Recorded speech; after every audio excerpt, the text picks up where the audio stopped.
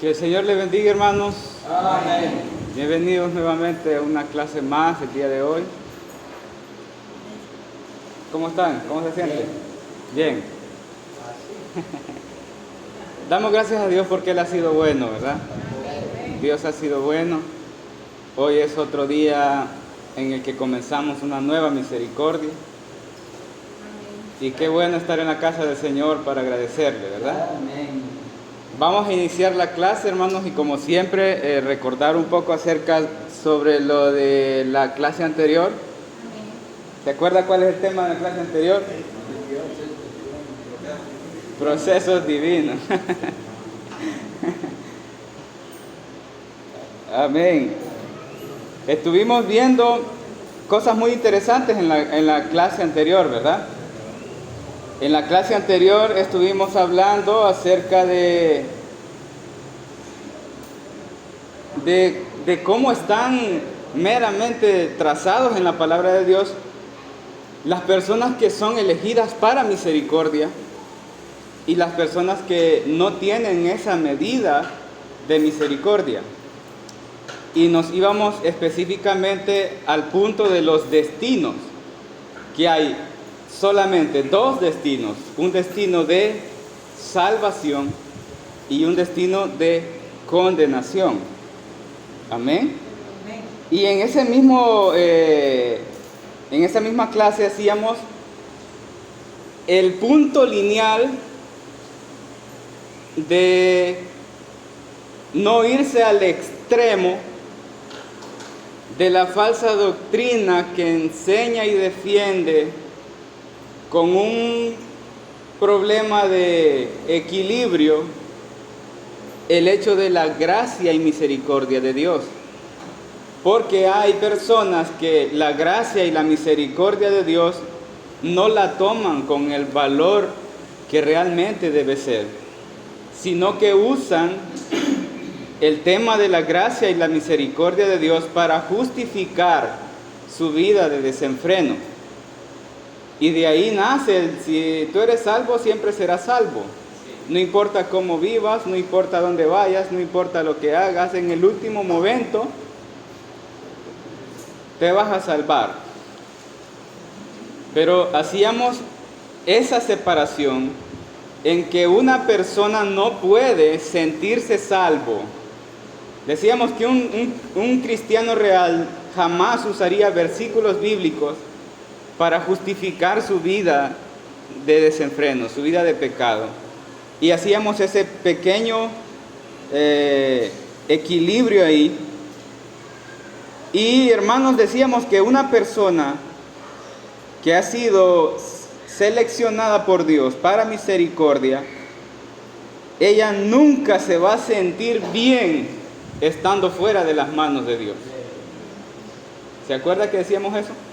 Nunca va a estar bien, nunca se va a sentir tranquilo, nunca va a estar a gusto si no se siente dentro de las manos del Señor. Y decíamos que una persona que ha sido injertada en la vid, que ha sido injertada en Cristo, siempre, hermanos, siempre va a dar fruto de santificación. Amén. Siempre. Y decía que a estas personas, hermanos, a estas personas que están en Cristo, es el Señor que nos hace mantenernos firmes de muchas faltas, de muchos pecados. La Biblia dice en Romanos capítulo 11, 20, pero tú por la fe estás de pie, no te ensoberbezcas, sino teme. Y decíamos que la fe no es algo nuestro, la Biblia dice que la fe es un don de Dios. Amén. Entonces, no es que nosotros por nuestro poder o nuestra voluntad nos restringimos de pecar, es que Dios nos restringe. Amén. Y decía que hay cosas y hay tentaciones de las que Dios no nos restringe y ahí somos probados. Y cuando somos probados, hermanos, lamentablemente en esas tentaciones cedemos y pecamos delante de Dios voluntariamente. Amén. No pecamos porque el Señor nos hace pecar. Pecamos voluntariamente porque nosotros queremos pecar. Y decía que exactamente a eso se le llama perder la batalla en contra de nuestra propia naturaleza. Y ahí es cuando caemos en el pecado. Y terminaba, hermanos, con una frase y decía que la restauración es una obra sumamente divina. No hay intervención humana en la restauración. Dije, solo Dios y sus palabras pueden atravesar los corazones por medio de las palabras dichas por otro ser humano imperfecto pecador y por consiguiente producir el efecto de restauración en otros. Solamente Dios puede hacer eso. Y antes, en la clase pasada, yo mencionaba de que había procesos que se pasaban y para que haya una restauración debe haber una caída, ¿verdad? Debe haber un pecado de donde el Señor nos levanta. Y yo mencionaba a manera de mención que existen 4 procesos y son la maquinación del pecado, la efectuación del pecado, el medio para el arrepentimiento y la restauración. Ahora vamos a seguir el tema, hermanos, procesos divinos, parte 2. Procesos divinos, parte 2. Pero antes de comenzar, quiero que hagamos una oración. Oramos al Señor. Eterno Dios soberano, estamos delante de tu presencia, Señor, necesitados de tu palabra, necesitados de tu luz, necesitados de una transformación en nuestra vida. Señor, purifícanos, perdona todos nuestros pecados, restaura nuestras vidas. Haznos andar en tu luz. Ayúdanos a comprender tu palabra, Señor. Ayúdanos, por favor. Muchas gracias, Padre Santo. Amén y amén. Hermanos, quiero hablar ahora acerca de estos 4 procesos que pasan. Y en el punto de la maquinación del pecado, hermanos, esa maquinación del pecado es la verdadera lucha con nuestra propia naturaleza. Esa es la verdadera lucha en nuestra mente de nuestra debilidad y de nuestra naturaleza. Y la efectuación del pecado es la trágica y triste caída del hombre al ceder voluntariamente a los impulsos de su naturaleza. Amén. Esa efectuación del pecado es la triste caída del hombre cuando cede voluntariamente a los impulsos de su naturaleza y peca. Amén. Pero luego está el medio para el arrepentimiento. El medio para el arrepentimiento es el mensaje de Dios. Amén. Dios elige las personas o las situaciones que transmiten ese mensaje, que queda sumamente claro que pecamos contra Dios. Y ese mensaje sacude nuestras conciencias. Amén. ese mensaje, hermano, espiritualmente nos grita que volvamos al arrepentimiento porque hemos pecado. Amén.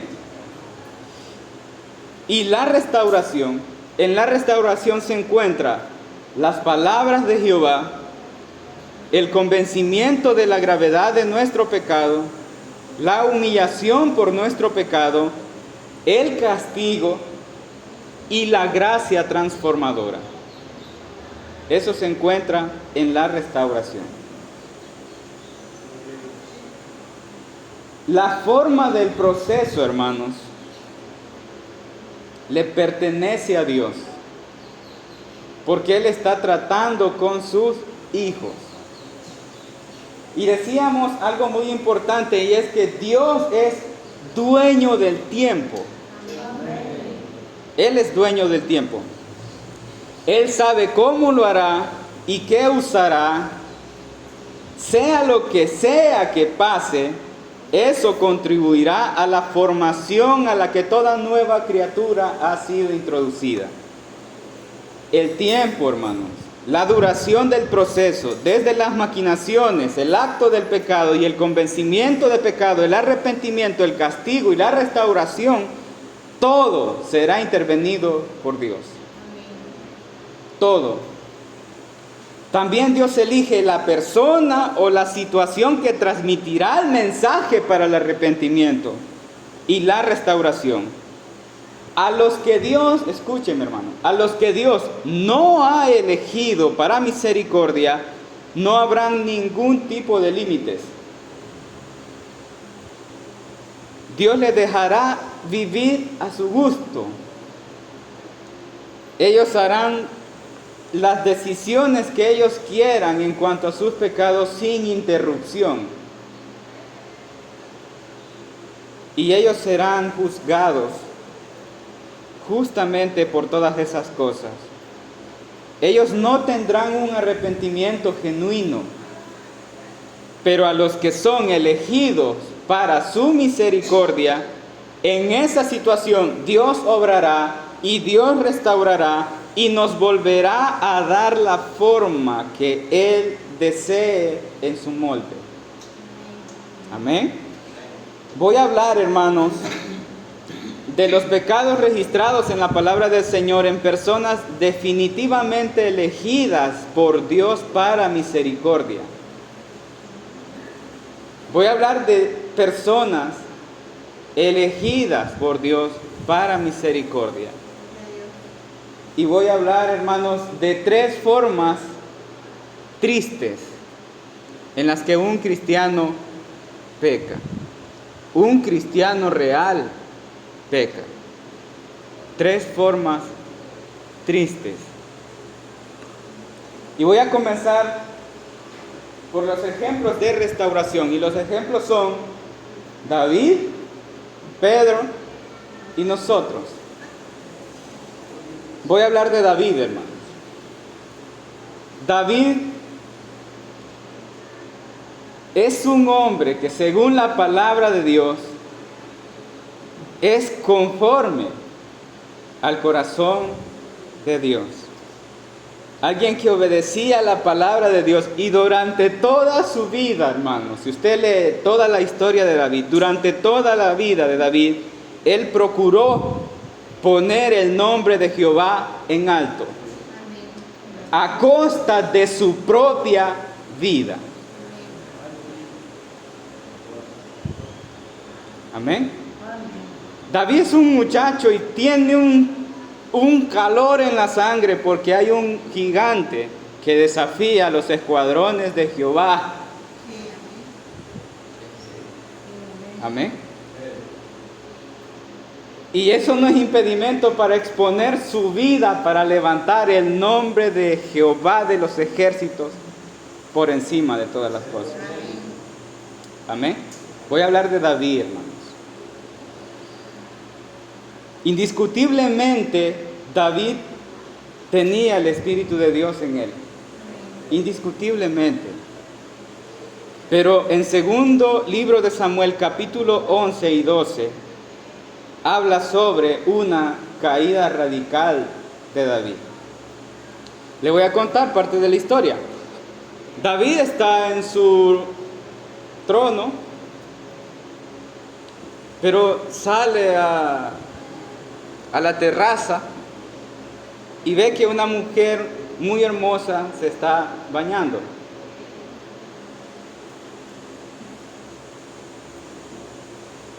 Y se da el primer punto, la maquinación del pecado. Y la Biblia dice que él codició a esa mujer. Y no solo codició a la mujer, él pregunta quién es. Y los que le responden le dice, es la mujer de Urías, de entrada. Y cuando él escucha esas palabras, no se detiene y dice, mándenla a traer. Vea cómo va el proceso. Primero está la maquinación y luego va siguiendo. Cuando llega la muchacha, la está llamando un rey. Ella no tiene ninguna potestad de negarse. Y la Biblia dice que David la tomó y la hizo su mujer. Y ahí se cumple la efectuación del pecado. Pero eso no queda ahí. Pasa un tiempo, después de un tiempo, Betsabé le manda el recadito a David que está embarazada. Y cuando David recibe esa noticia, manda a traer a Urías, con el objetivo de que Urías se acueste con Betsabé para tapar el pecado. Y al Urías estar nuevamente con su esposa, pues ya no se iba a saber de quién era, ¿va? Él tenía toda la autoridad de decir, no, eso no es mío. Entonces él quiso ocultar su pecado. Bien. Al intentar tapar ese embarazo, él manda a traer desde la guerra a Urías para que Urías vaya con su esposa. Y no solamente lo recibe, sino que lo alimenta y lo embriaga para que se vaya para su casa. Y Urías no lo hizo. La Biblia dice que él se quedó en la puerta y no fue a su casa. Y eso le complicó las cosas a David. Hermanos, Urías era tan leal a Dios y tan leal a su rey, que quiero que lea lo que dice segundo libro de Samuel, capítulo 11. Segundo libro de Samuel, capítulo 11, versículo 11. ¿Lo tenemos? Dice la palabra del Señor: y Urías respondió a David: el arca e Israel y Judá están bajo tiendas, y mi señor Joab y los siervos de mi señor en el campo. ¿Y había yo de entrar a casa para comer y beber y a dormir con mi mujer? Por vida tuya y por vida de tu alma, que yo no haré tal cosa. Mire qué lealtad, hermano. Pero seguimos. Eso le desconcerta todo el plan a David. Y hermanos, David no solamente tiene un amante, sino que procura y manda a morir a Urías a la guerra. Eso está en ese mismo capítulo, el versículo 15 y 17. 15 al 17, dice: y escribió en la carta diciendo: poned a Urías al frente en lo más recio de la batalla y retiraos de él, para que sea herido y muera. Así fue cuando Joab sitió la ciudad y puso a Urías en lugar donde sabía que estaban los hombres que más valientes, hermanos. Y saliendo luego de la ciudad, planearon contra Joab y cayeron algunos de los ejércitos de los siervos de David, y murió también Urías Eteo. Ahí termina todo el pecado radical en el que David cae. Hermanos, esto es muy triste. Leer esto aquí no da ningún tipo de emoción, de alegría. Es algo muy triste. La manera tan baja en la que un siervo de Dios podría caer. ¿Usted se esperaría eso de un rey conforme al corazón de Dios? Es muy triste la manera en que David cayó, hermanos. Y solo quiero hacerles una pregunta. No la vamos a contestar, solo vamos a escuchar las preguntas. Si usted hubiese sido el pastor o uno de los diáconos de la iglesia donde David se congregaba, ¿qué hubiese pensado usted de David?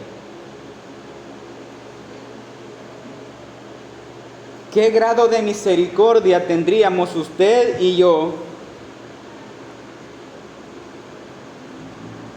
¿Considera usted que tendríamos la capacidad de ir a buscarlo para restaurarlo?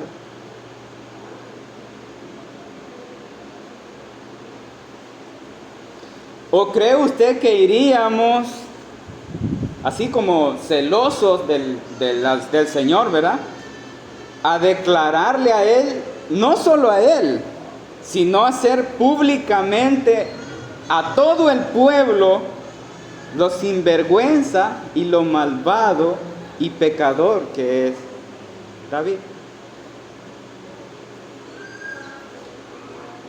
Y eso lo haríamos porque somos celosos de los mandamientos de Dios, celosos de la palabra de Dios. Pero si no estamos dentro del liderazgo, si no somos diáconos o somos el pastor, por lo menos vamos a comentarlo con otros hermanos de la iglesia para que se den cuenta quién es David y su pecado.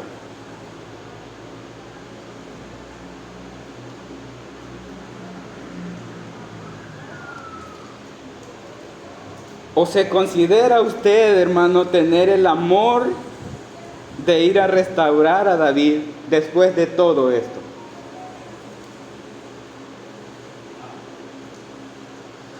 Ahora vamos a complicarlo un poquito más. Piense que Urías sea pariente suyo.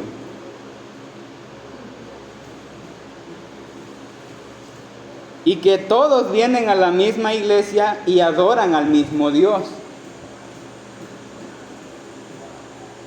Hermanos, seamos sinceros. ¿Cree usted que un líder en este tiempo sea capaz de restaurar a David?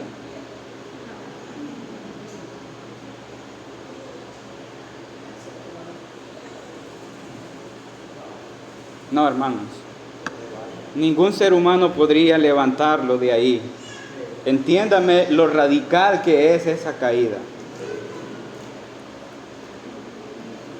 Eso fue muy triste, hermanos. Eso es algo muy triste. Pero ahora voy a hacer las preguntas importantes.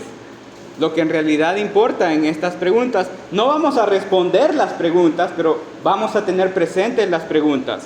Y las preguntas son las siguientes.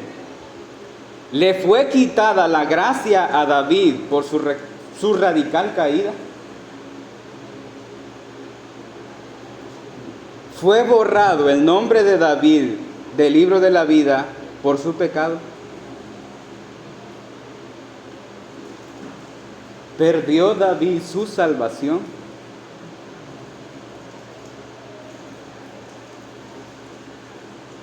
No vamos a responder las preguntas, solamente tengamos presente eso. Ahora vamos a hablar del siguiente ejemplo. Vamos a hablar de Pedro. Pedro, hermanos, era un hombre trabajador, dedicado a la pesca.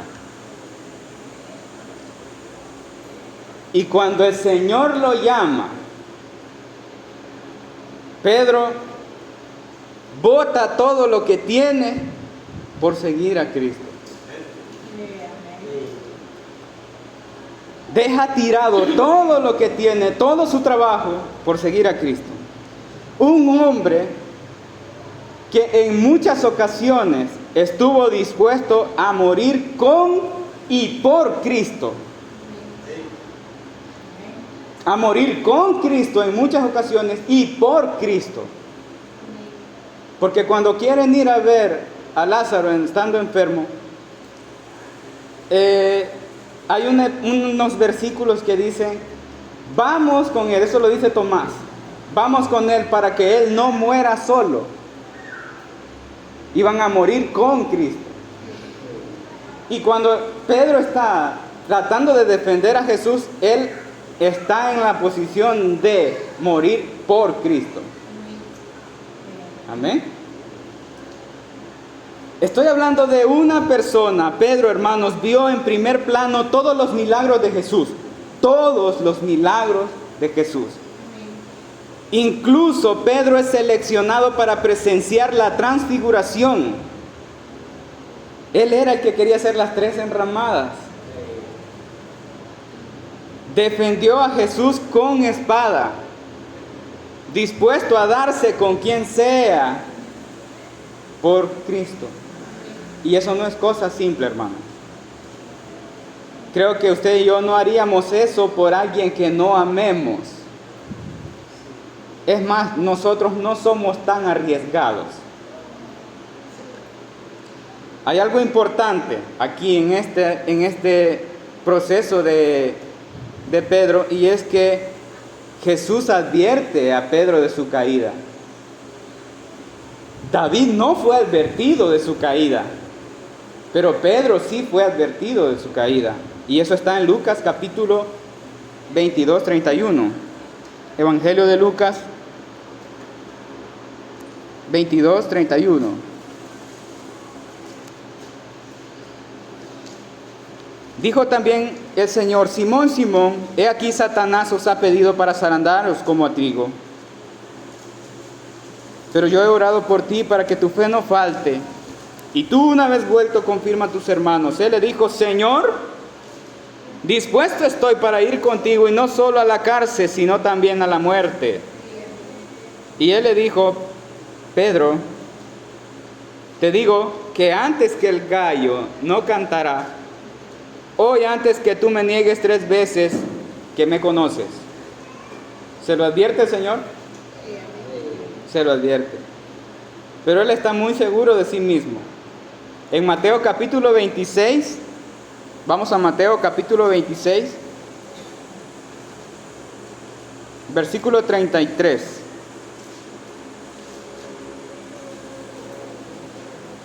Respondiendo Pedro le dijo: aunque todos se escandalicen de ti, yo nunca me escandalizaré.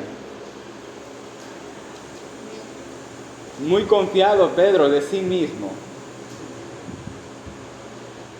Tenía un exceso de confianza en sí mismo. Pero ahí en el versículo 69,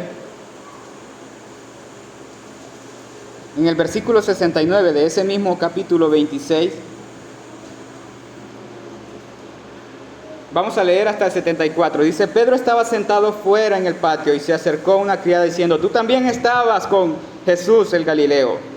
Mas él negó delante de todos diciendo: no sé lo que dices. Saliendo él a la puerta, le vio otra y dijo a los que estaban allí: también este estaba con Jesús el Nazareno. Pedro, él negó otra vez con juramento: no conozco al hombre.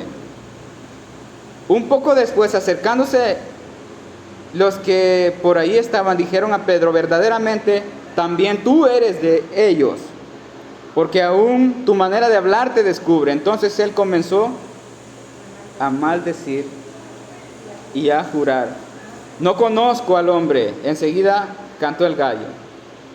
Entonces Pedro se acordó de las palabras de Jesús que le había dicho: antes que el gallo cante me negarás 3 veces. Y saliendo fuera lloró.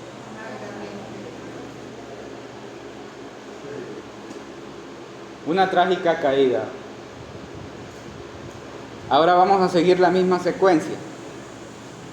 Si usted fuera el pastor o el diácono de la iglesia en donde Pedro se congrega, y usted ya ha advertido a Pedro en una reunión de lo que probablemente será su caída, y él, muy confiado de sí mismo, no lo entiende, y usted como pastor o diácono ve y escucha cómo Pedro niega a Jesús públicamente y niega su fe con sus acciones y niega el evangelio en la forma en la que Pedro lo hizo, incluso con maldición, ¿qué hubiese usted pensado de Pedro?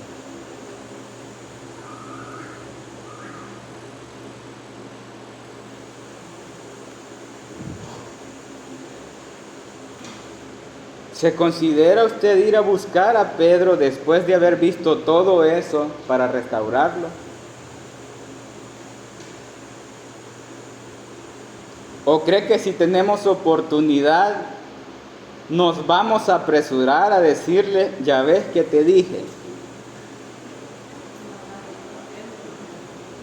¿No te da vergüenza en la forma en que pecaste y pisoteaste el evangelio, Pedro?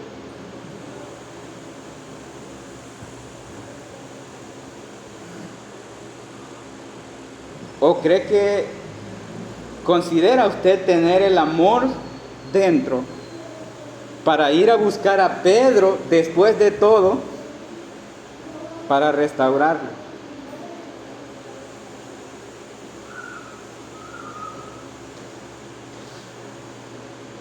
Ahora compliquémoslo un poquito más. Piense que usted anduvo recogiendo los panes con Pedro. Piense que usted lo vio caminar sobre el agua. Piense que usted lo escuchó decir que iban a hacer 3 enramadas.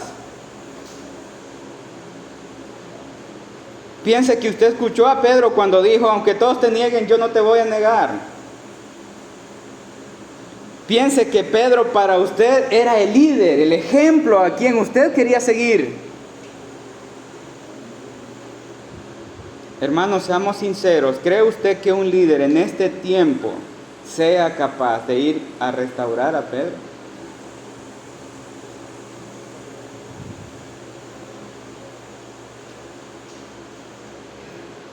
No, hermanos, ningún ser humano puede levantarlo de ahí.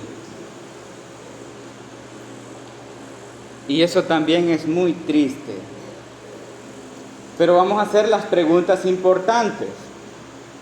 ¿Le fue quitada la gracia a Pedro por su radical caída? ¿Fue borrado el nombre de Pedro del libro de la vida?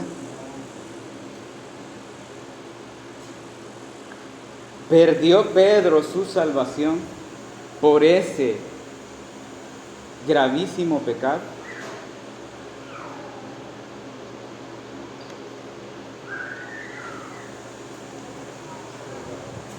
Ahora voy a hablar de nosotros.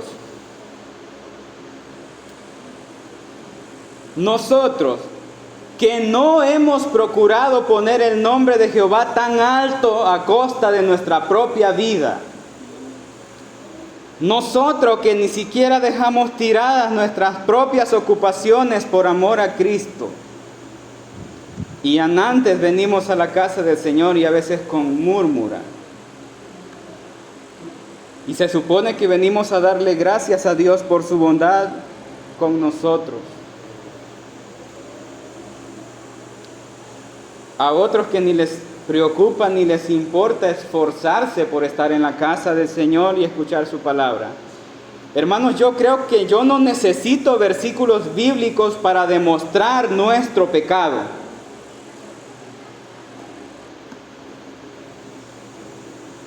Toda la Biblia nos alumbrará cada día nuestro pecado. Para nuestra propia comprensión de este tema voy a leer un versículo nada más que comprueba nuestro pecado. Mateo capítulo 22, versículo 37.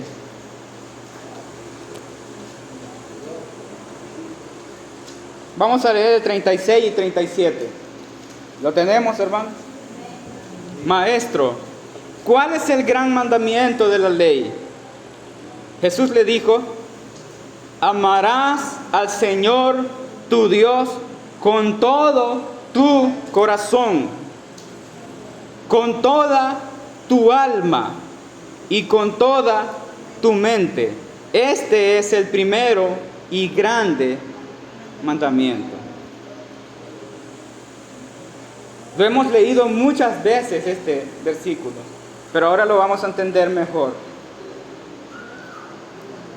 Porque podemos pensar que los pecados de otras personas, los que son visibles y los que son escandalosos, pueden estar por encima de los pecados pequeñitos que nosotros cometemos.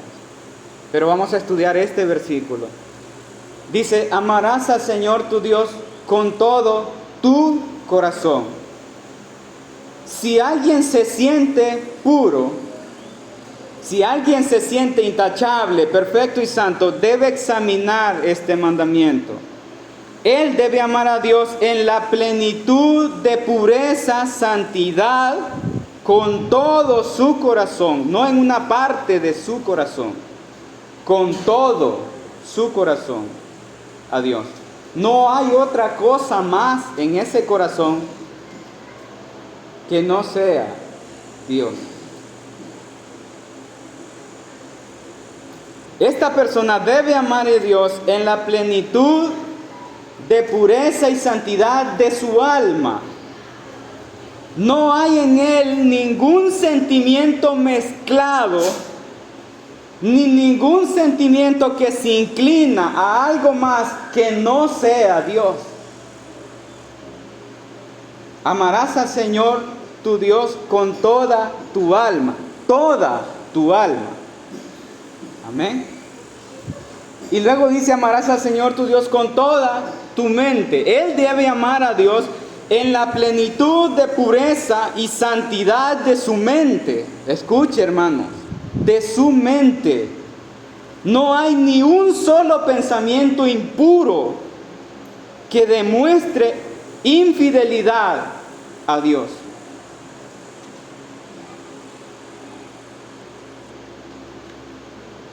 ¿En serio cree usted que yo podría acercarme a Dios sintiéndome limpio, puro y sin pecado?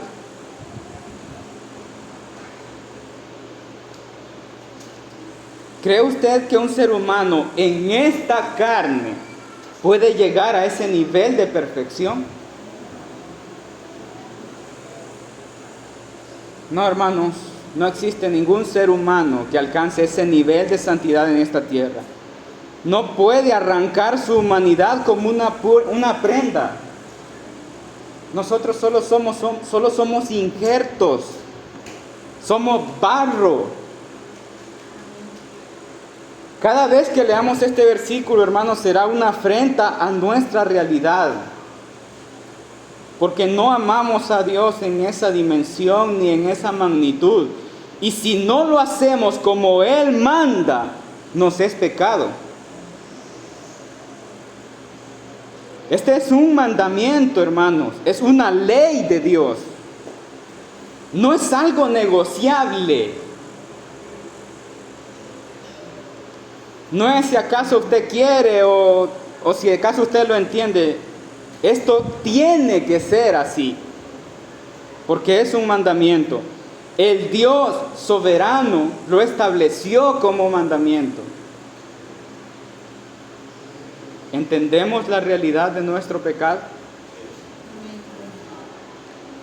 ¿Entiende usted, hermanos, la cantidad de pecados que se derivan del incumplimiento de este?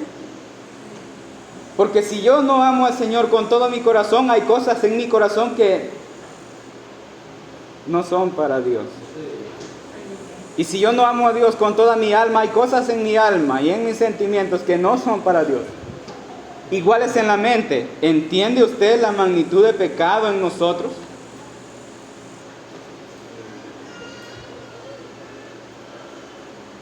Voy a avanzar en esto porque estoy seguro que no necesito hablar más de nuestra pecaminosidad, hermanos.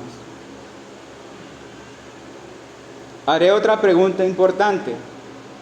¿Será que otro ser humano imperfecto, pecador, tenga el poder para restaurarme?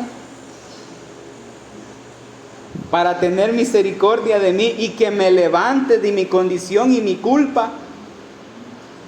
No, no es otro ser humano. Solo Dios lo puede hacer. Solo Dios. Solo Él puede tener misericordia. Solo Él puede levantarnos de nuestra triste realidad de nuestro pecado. Solo Él puede darnos forma de nuevo como barro en sus manos. Solo Él nos restaura en su misericordia. Nadie más puede hacerlo. Existen esas tres formas tristes en las que un creyente real falla y peca. Son esas tres formas, hermano. La primera, el que cree que puede ocultar su pecado.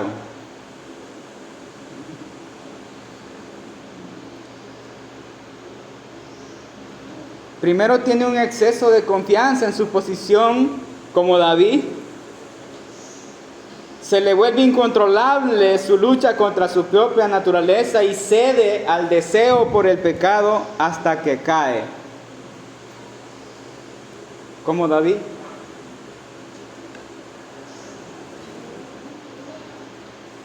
Luego el 2 es el que hace públicamente su caída, niega a Cristo y el Evangelio.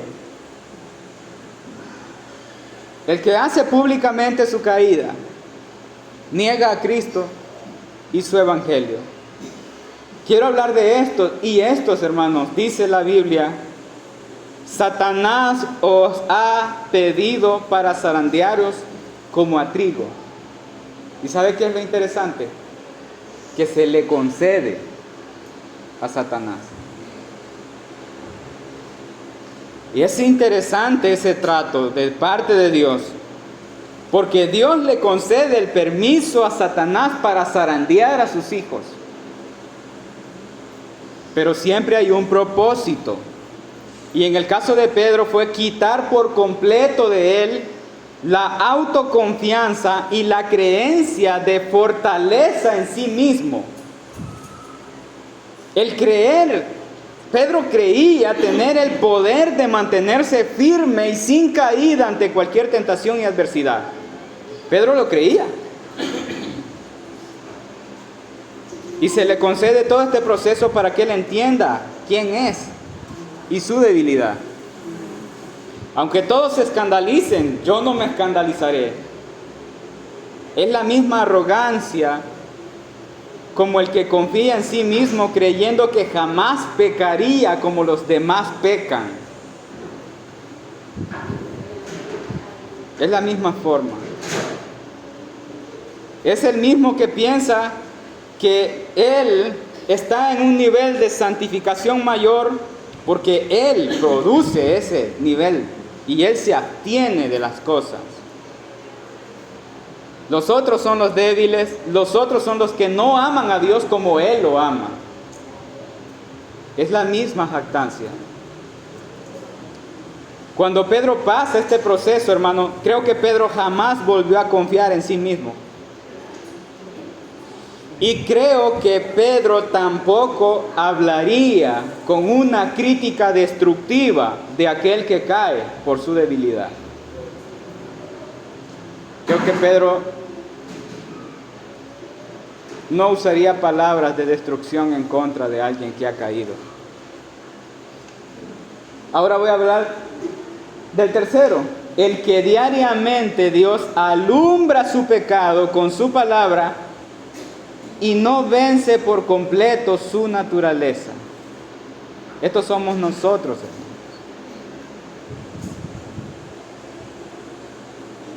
Diariamente Dios alumbra nuestro pecado en nuestro corazón y nuestra mente.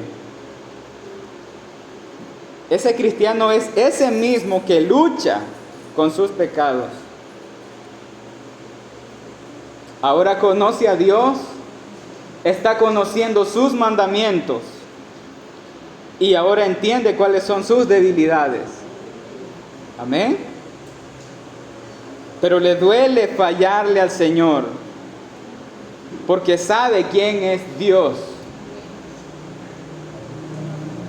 Él vive en constante humillación, buscando la misericordia de Dios, confesándole a Él sus pecados. Estos cristianos, hermanos, tienen una conciencia viva de su realidad y su debilidad, su pecaminosidad e imperfección. Ellos son conscientes de eso. Y también son conscientes de la santidad de Dios y de su palabra. Como pudieron notar, hermanos, en estas categorías que yo puse de los cristianos reales, no existe una categoría en donde están los cristianos fieles, puros, sin tacha, ni contaminación, ni santos, ni sin pecado. No existe esa categoría. Simplemente por el hecho de ser criaturas humanas de carne, no podemos pretender no tener pecado.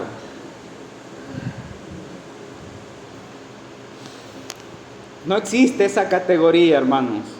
Solo hay seres humanos justificados, redimidos, débiles, de los cuales Dios ha elegido para someterlos a un proceso de santificación.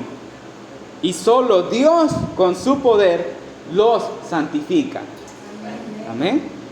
Podremos notar una diferencia entre las vidas de las personas por sus vidas piadosas y lo irreprensible a nuestros ojos en comparación de otros cristianos. Pero eso, hermanos, solo refleja la obra de Cristo en ellos y el fruto de la santificación. ¿Y sabe por qué? Porque la savia de la raíz es santa. Y ellos están injertados en la vid. Es solamente por eso.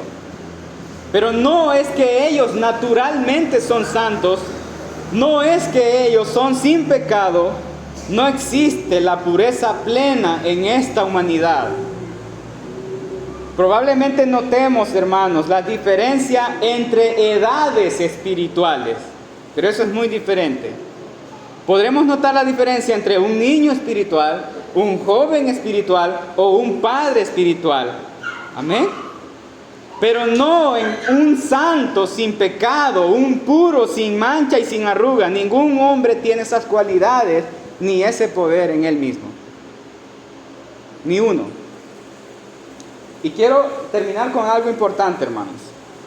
Y es que he escuchado a muchos predicadores cristianos decir muy celosos que Dios vendrá a la tierra a recoger una iglesia santa, sin mancha y sin arrugas. Escuche esto, escuche muy bien esto.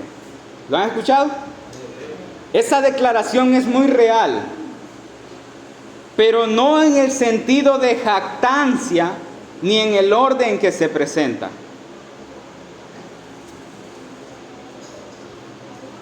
Amén.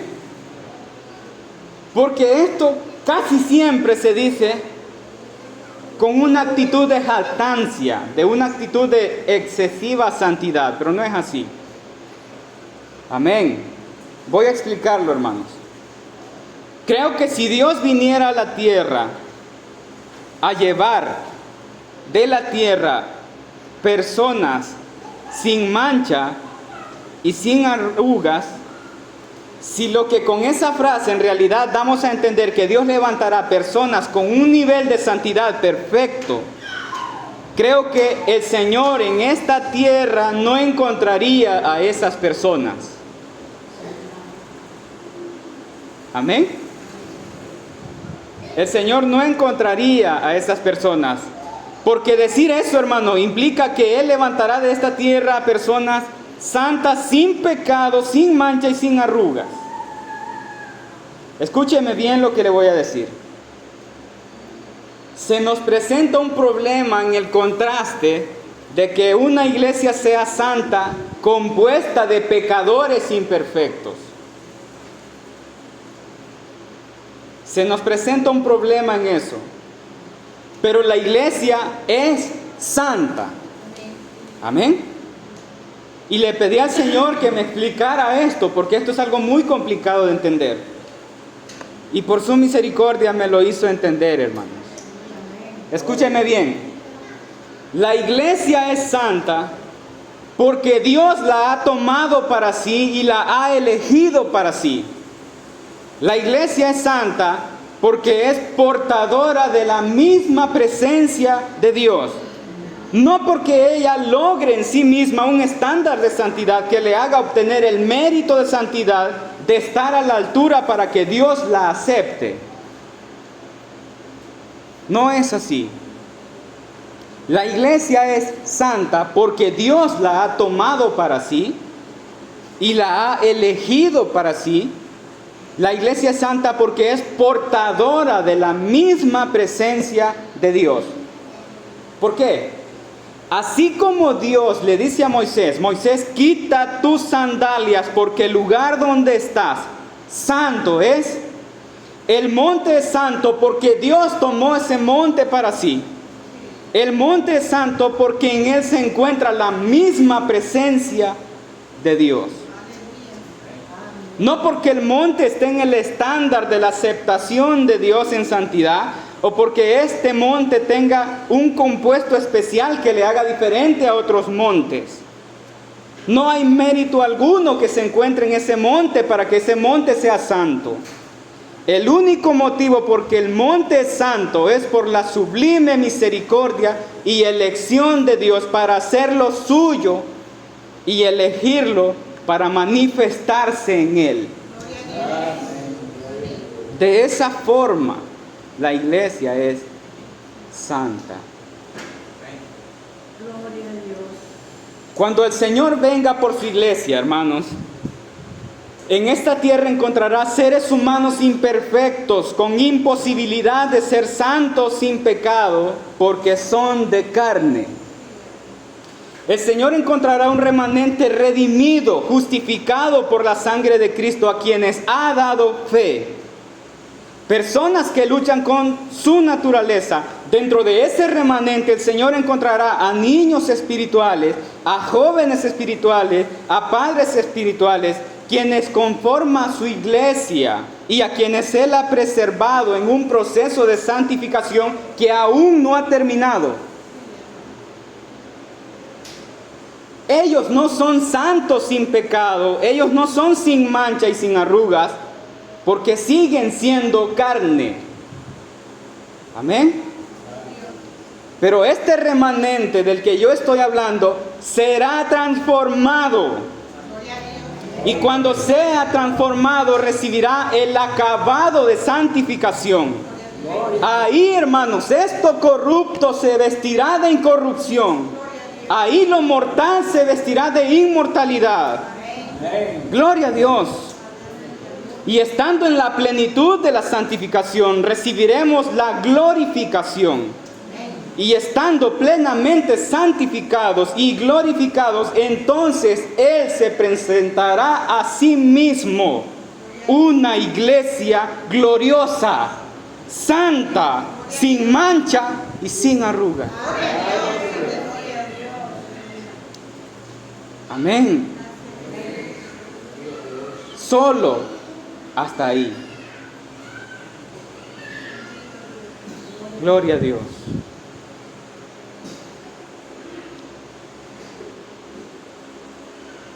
No somos sin pecado. Somos elegidos para misericordia. Y vamos a seguir esta clase, continuando con el proceso divino, en el próximo domingo, hermanos. Esta es la clase de hoy. Que el Señor les bendiga. Amén.